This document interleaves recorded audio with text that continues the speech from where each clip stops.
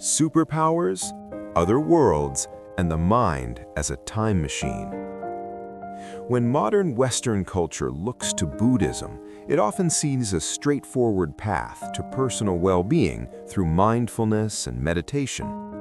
These practices, focused on present moment awareness and calming the mind, have become invaluable tools for navigating the stresses of contemporary life. But they represent only the most visible tip of a vast and profound intellectual iceberg. Beneath the surface of these popular concepts, traditional Buddhist texts contain extraordinarily detailed frameworks for understanding consciousness, the nature of reality, and the untapped capacities of the human mind.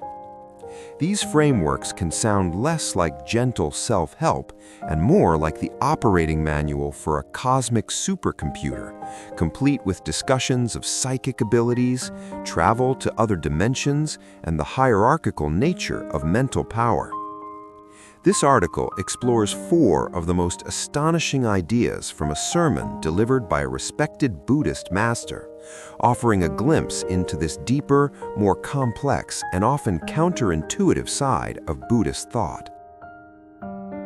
The ultimate rewind button. Remembering past lives is a skill with levels. Buddhism speaks of an advanced mental ability called Pubbenivasanusati Jnana, the direct knowledge of one's former lives. While many spiritual traditions allude to reincarnation, this framework presents the recall of past existences not as a vague mystical intuition, but as a trainable skill with clearly defined levels of mastery. The Buddha himself possessed the supreme version of this ability.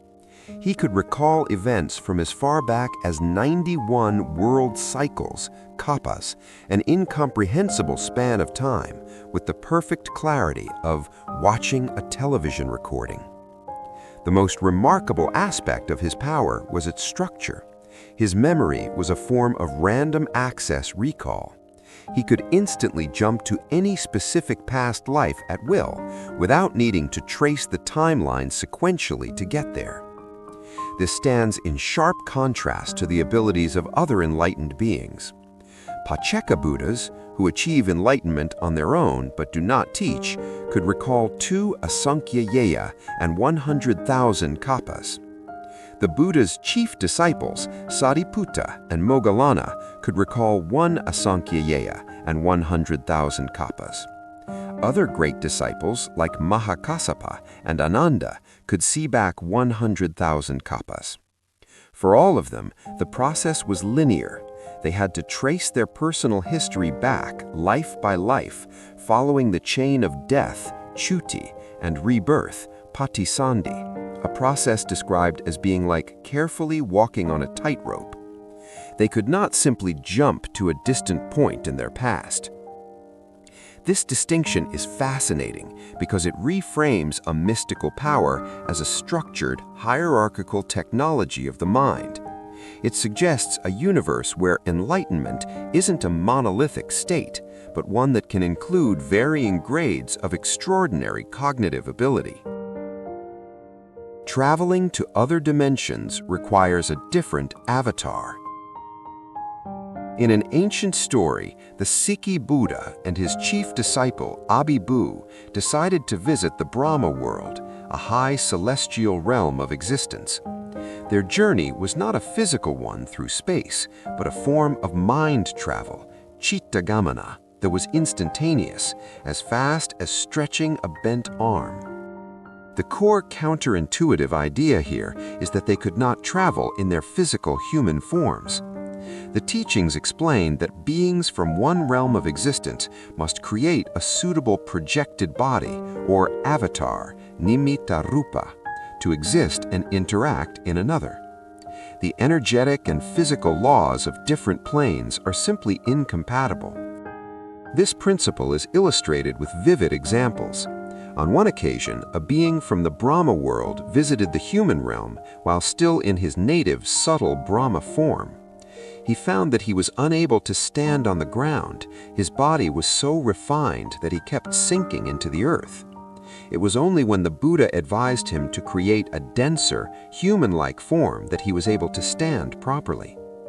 Similarly, when the great Brahma Sahampati came to petition the Buddha to teach, he had to project a human-like body just to be able to kneel respectfully on the ground.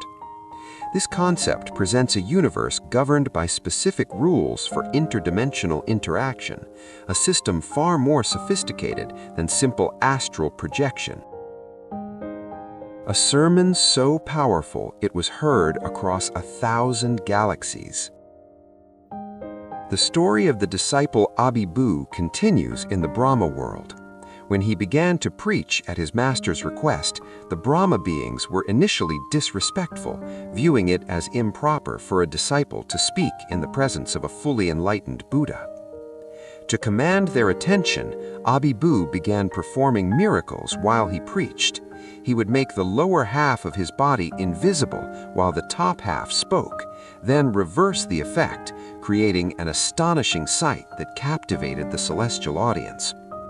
Once he had their full respect, he used a form of what the sermon calls the power of determination, adhitthana iddhi, to make a powerful resolution that his voice would be heard across 1,000 world systems, Chakavala. Then he preached 2 short verses. The core of his message was this: strive and struggle in the Buddha's dispensation. Destroy the army of death like an elephant crushing a reed hut.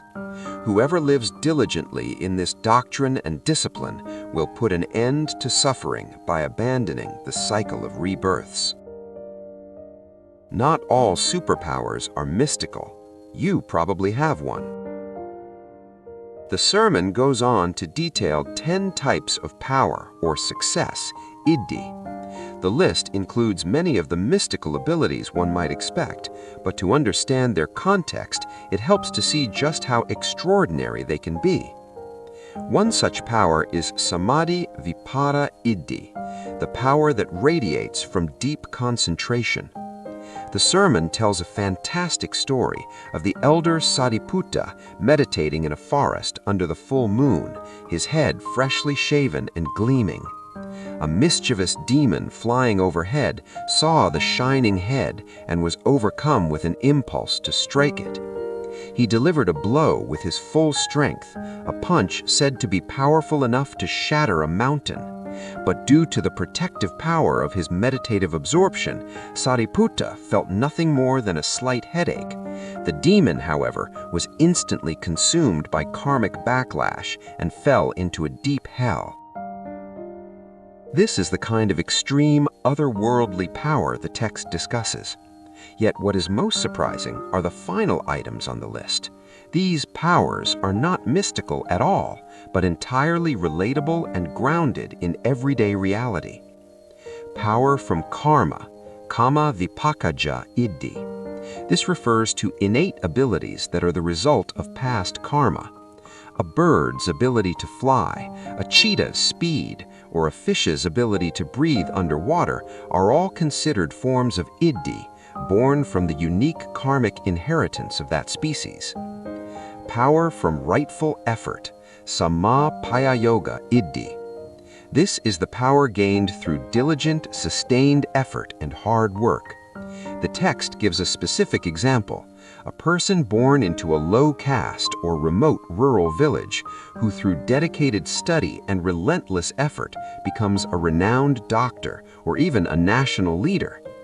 This achievement is classified as a type of iddhi, a genuine superpower. The implication is profound. In this ancient framework, the universe doesn't distinguish between a monk developing clairvoyance through meditation and a doctor developing life-saving skill through decades of study. Both are expressions of iddhi, power or success. It suggests that the power to transform one's life through focused, mundane effort is just as miraculous as the power to survive a mountain-shattering blow. The untapped potential of the mind.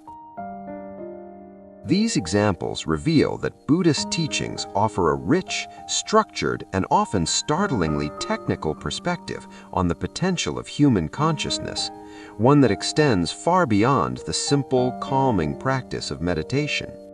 They present a universe where the mind, when properly trained and disciplined, is the ultimate technology. If sustained effort and focus are considered a superpower, what extraordinary potential lies dormant in our own disciplined minds?